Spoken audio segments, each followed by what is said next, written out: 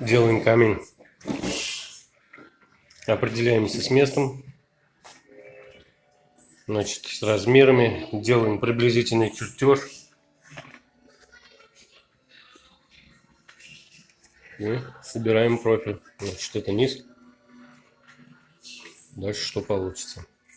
Собрал вот такую конструкцию. Значит, высота 1,30 м.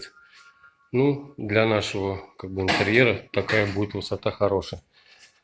Ничего сложного в этом нету. Теперь сделаем нишу.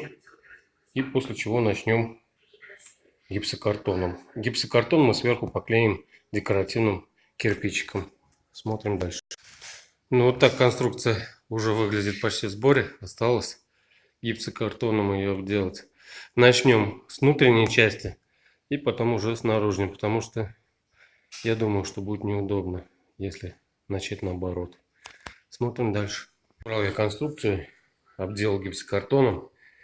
Получилось пока не презентабельно, потому что гипсокартон, все, что было в гараже, все остаточки подсобрал. Но обделаю вот таким декоративным кирпичиком. Потом я его подкрашу, который я, кстати, делаю тоже сам. Вот так вот начал обклеивать кирпичиком.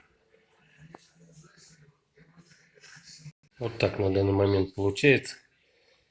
Почему кирпич серый и белый? Потому что белый еще не крашеный. Сначала красил кирпич, потом клеил, он пачкается. Поэтому решил больше не красить. Делаем дальше. Так выглядит с выложенной плиткой. Сейчас будем красить и заказывать столешницу. Ну, вот так вот выглядит в законченном виде. Получается. Ну, еще есть маленькие недочеты.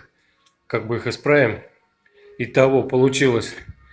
Ламинат вышел 1400, доставка 250 и 1,5 мешка шпаклевки сделать кирпичик. И плюс 8 профилей, самых дешевых, по 55 рублей. Вот столько вышел у меня камень.